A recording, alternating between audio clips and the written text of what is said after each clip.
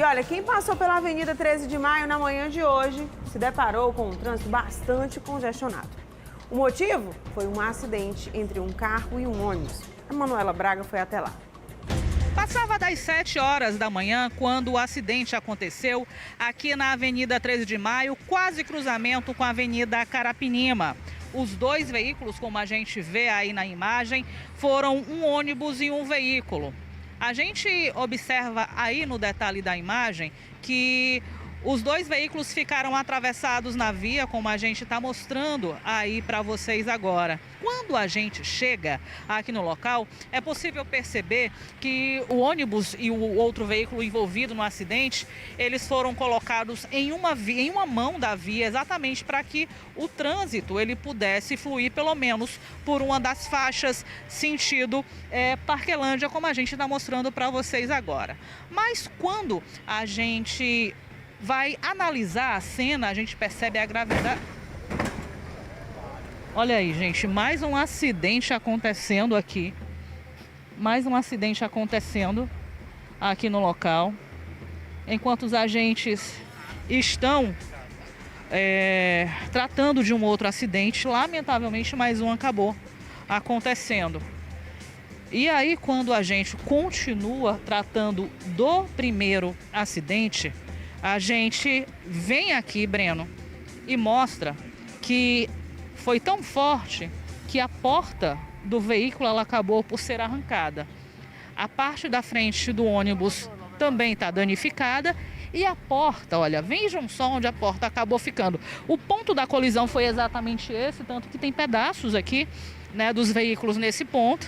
E aqui, olha, a porta do veículo preto veio parar exatamente nesse ponto aqui onde nós estamos, da Avenida 13 de Maio. Segundo os agentes da Autarquia Municipal de Trânsito, relatos dos dois motoristas dão conta de que o ônibus, né, ele estava do lado, aqui do nosso lado esquerdo. Aqui tem uma parada, ó, como a gente está mostrando para vocês, e o veículo preto, ele vinha nesse sentido em que eu estou. O ônibus teria apresentado algum problema no momento em que ele invadiu a faixa contrária e acabou colidindo com o veículo preto. Segundo os agentes da MC, essas são versões tanto do motorista do ônibus quanto do motorista do veículo preto. Ou seja, um problema teria acontecido no ônibus, fazendo com que ele invadisse a faixa contrária e colidisse de forma violenta contra o outro veículo. Felizmente, não vinha ninguém no banco do passageiro do veículo menor e ninguém saiu ferido em toda essa história. Quando tudo isso aconteceu, ficou um congestionamento imenso aqui nesse trecho.